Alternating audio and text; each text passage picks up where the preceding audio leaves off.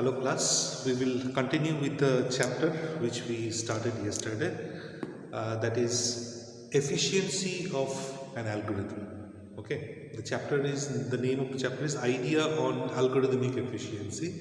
That means we are trying to find out efficiency of an algorithm, how much efficient an algorithm is. And you must have watched the yesterday's video. In that I mentioned one or two small key terms like computational complexity. I used another term called big O notation. What is big O notation? Because that's the thing we are going to elaborate on in today's lecture. Big O notation is basically we write a capital O, and then within a bracket, within a function bracket, we write, say, how basically the input size, how basically the performance of an algorithm varies. So we saw yesterday that if we wrote n square, okay, that means for an input size n, if n size input or n number of elements, whichever way you interpret it, if n is the input, n number of input is given to a program for which the algorithm is written, that algorithm will take n square number of steps at the most, n square number of steps to complete the problem or to solve the problem. Or we can say in a simple way that for n size of input, O n square, big O notation means the algorithm should take n square time.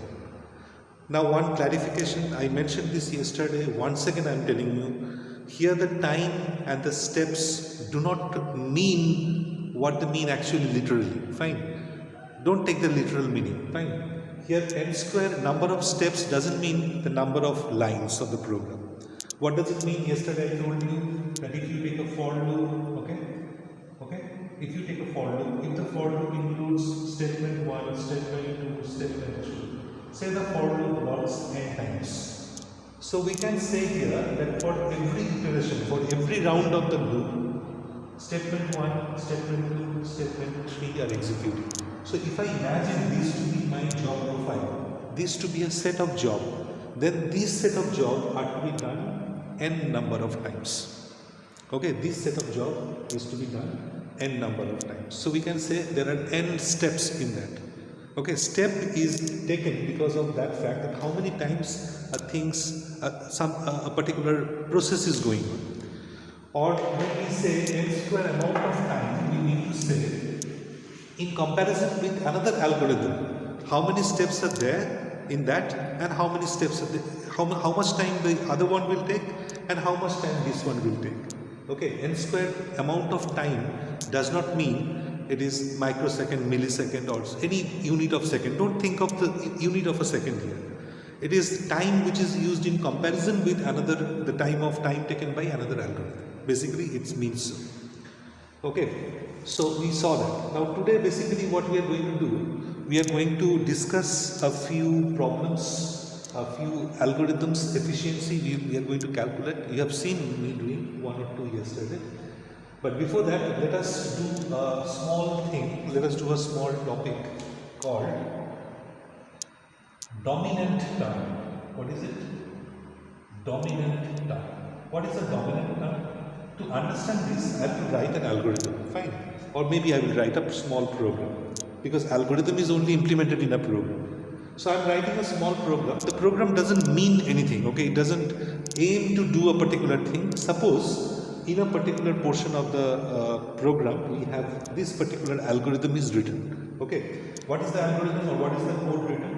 Say I did somewhere x equal to x plus 1. I am doing the broken code, that is I am not writing the complete program. X equal to x plus 1. Then what happened? We do the for loop for an input size n.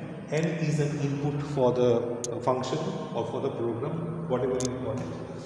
For I in range 0 to n. Okay, or say I wrote I in range n. Fine. Now what I did, I took another loop for j in range also n. Okay, this was my loop. And here we had a statement, say whatever, print say I multiplied by j. That was the job that I was doing. Fine. Maybe I was doing one more statement, say print. Say I was printing hi. Then when this nested loop got over, I had another loop. For example, I had a k loop. For k in range, okay, this loop also say what? N number of times. And what happened here, I did something else. Maybe I displayed print x many times.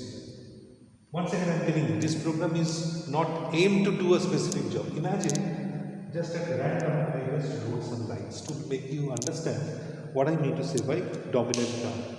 Now, if I have to do, say, there is another line, say c equal to 0, at the very beginning. Fine. So basically, if I want to calculate the algorithmic efficiency of this particular algorithm or this particular portion of code, how do I do it? We can write that this is, say, taking a constant time, say c0 amount of time. Okay.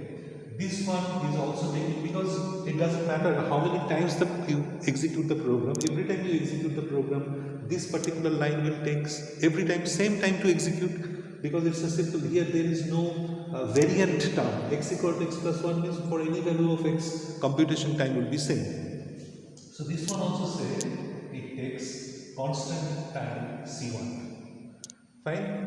Now you can easily make out, here we have two statements. Imagine this particular statement takes c3 amount of time, and say this one takes c4 amount of time, and this particular statement takes c5 amount of time. I'm just writing it short. So what did we finally get? If I now start computing, what did I get? I got total time as c0, okay, then I got c1, then here is a nested loop. So what will happen? For every occurrence of j loop, okay, it will take c3 plus c4 amount of time. So c3 plus c4 amount of time, and since it is a nested loop, so we can write this multiplied by n, that much of time. And for this one, what will happen? This is also a simple for loop. Every occurrence of the loop takes c5 amount of time. So we can say c5 multiplied by n. So this is what is the total computation time of this algorithm. Now this can be written as, look at this, we can say, this can be written as this c0 and c1, maybe this is equal to, say, something like c14, right? And this one is equal to, say, c15. So we can write c15 n square. And then here we are getting c, say, 16 or c5n. Let it be c5n. So basically now what is happening is we got c15n square plus c5n plus c14. Now in this, what will happen? We can see here basically the algorithm time depends on two factors, n square and n. But imagine for a very large input, say the value of n is say 100. So 100 means we are getting here 100. This will become your n square. Okay, 10,000. So 10,000 will be a much higher quantity than 100 here. Imagine I made n equal to 5,000. So 5,000 square and 5,000. Don't you think that this quantity is becoming almost negligible in comparison to that? Now when we calculate the computational complexity or time complexity, it's an approximation what we do. It's not an exact calculation of time. It is just to understand whether an algorithm in comparison with another algorithm is a better algorithm or worse algorithm. That is what is the point here. So it's not exact calculation of time. It is an approximation of the time that we are calculating. So if we make an approximation, we can say that for very large input of n, this will become a negligible quantity. Therefore, we can say this thing, in BGO notation, it is dependent mainly on n square. For a very large n, okay, what will happen? It will slowly we will see that it is getting dependent on n square. So basically what happens when a very big input is given to an algorithm, how the algorithm behaves, that basically decides its merit or demerit. So if I go for a very big input of n, what will happen? We will see slowly it will get dependent on n square. So approximately we can say it is dependent, the computational complexity of this particular algorithm would be O(n) square, or time complexity is O(n) square. Okay, so basically here n square will be called the dominant term. N square will be called a dominant term. So if you are given to write, explain what is dominant term, you can write a very simple example like this. You can choose an example of your own and you can write it. Fine. It need not be exactly this example. There are various ways of showing it, but it has to come finally in the formation of n square plus something into n plus a constant term. Then you can prove your point very nicely. Fine? Okay?